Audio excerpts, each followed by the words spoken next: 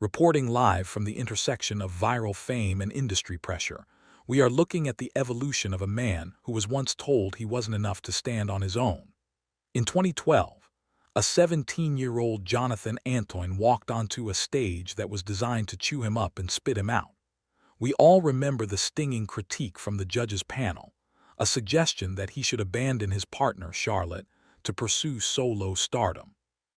It was a moment of televised cruelty that sparked a national conversation about loyalty. But what we didn't know then was that this single ultimatum would set off a chain reaction of legal battles, personal transformations, and a decade-long struggle to reclaim his own identity from the clutches of reality TV fame. Tonight, we're peeling back the layers on what really happened after the cameras stopped rolling. Behind the standing ovation lay a legal and psychological trap that almost ended Jonathan's career before it began.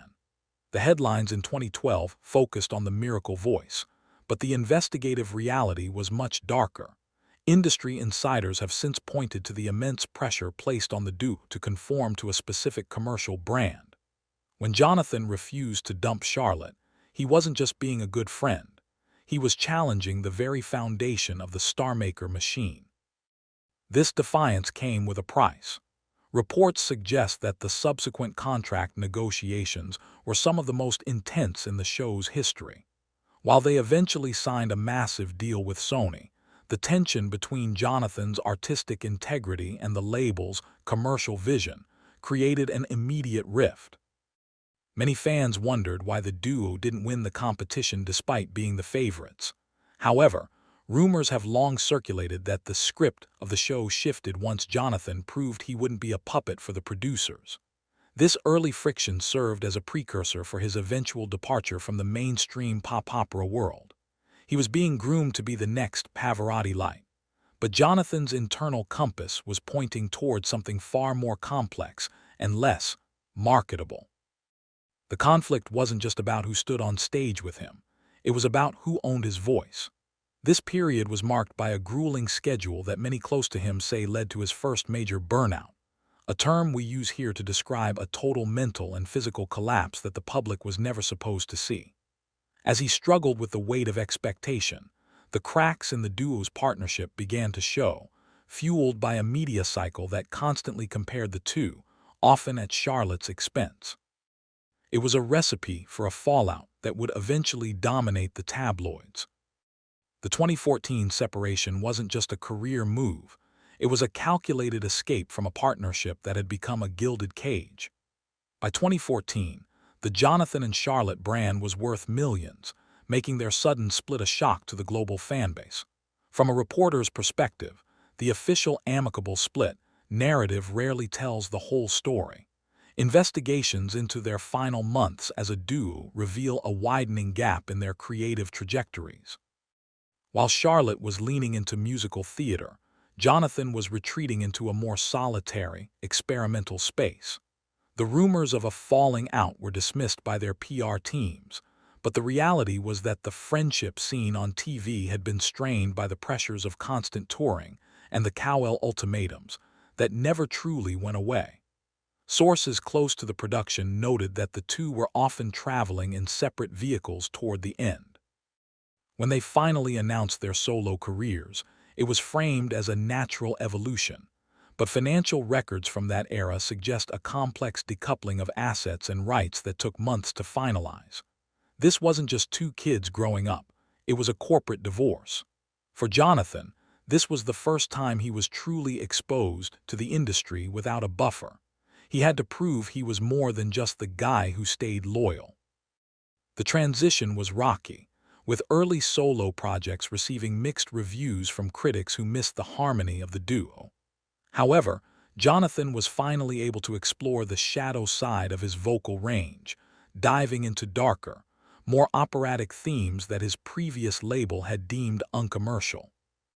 But as he found his voice, he began to lose his grip on his public image, leading to a period of seclusion that sparked frantic speculation among his fans about his well-being and whether he would ever return to the stage. A 120-pound transformation left fans questioning if the singer they loved had been replaced by a stranger. Between 2020 and 2024, Jonathan Antoine underwent a physical transformation so radical that it sparked intense health scare rumors across social media. Dropping over 120 pounds, the singer appeared almost unrecognizable in his digital updates. From a journalistic standpoint, this wasn't just about a diet. It was a total overhaul of his lifestyle in response to what some called a life-threatening trajectory. Jonathan has been open about his struggles with low mood and self-image, but the sheer speed of his transformation led to speculation about whether he had gone too far. He described his previous self as being in a dark place, using indirect phrasing to hint at the deep psychological toll that early fame had taken on him. Reporters noted that his social media presence became increasingly eccentric, with long, philosophical posts that left some fans worried about his stability.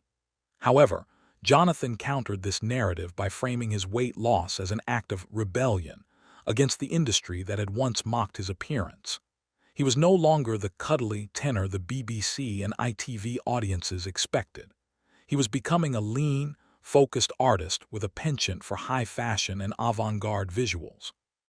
This period also saw him grappling with the invisible challenges of his career, the sensory overload of touring and the social performance required of a celebrity.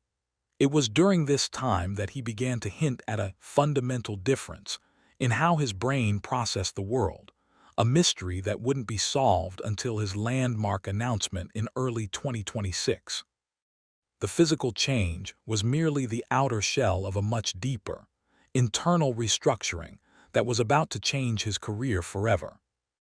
After 14 years in the spotlight, Jonathan finally revealed the secret that explained every odd behavior and difficult moment of his career. In a 2026 sit-down interview that sent shockwaves through the classical music world, Jonathan Antoine went public with his diagnosis of autism.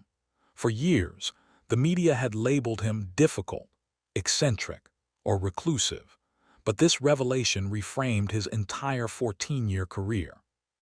As a news story, this was a massive shift. It turned the shy kid narrative into a story of neurodivergent survival in an industry that is notoriously hostile to anyone who doesn't follow the social script. Jonathan explained that his meltdowns during early rehearsals and his refusal to participate in certain promotional stunts were actually a result of sensory processing issues and a need for routine. This news didn't just explain his past, it vindicated his present. Since the announcement, Jonathan has become an accidental advocate for different thinkers in the arts. However, the revelation wasn't without its controversies. Some critics questioned why it took so long to come forward, while others suggested that the label was being used to excuse his increasingly unconventional career choices. Jonathan's response was characteristically direct. He wasn't looking for an excuse, he was looking for an explanation. This diagnosis coincided with the release of his most experimental work to date, an album that leans heavily into his unique perception of sound and color. He has traded the traditional tuxedo for more flamboyant, expressive attire, signaling a new era where he no longer hides behind the expectations of the opera world. He is no longer just a singer. He is a neuroatypical creator who is rewriting the rules of how a classical star is supposed to behave in the digital age. The story of Jonathan Antoine is far from the simple talent show success narrative we were sold in 2012. It is a complex investigative study in resilience, identity, and the price of staying true to oneself in a world that demands conformity. From the teenage boy who stood up to Simon Cowell, to the 2026 artist who has finally found peace with his neurodivergence, Jonathan has proven that his voice was never his only instrument. His conviction was. As he continues to push the boundaries of the classical genre, one thing remains clear. The shy kid from Essex is gone, replaced by a man who is finally comfortable in his own skin, regardless of who is watching or judging.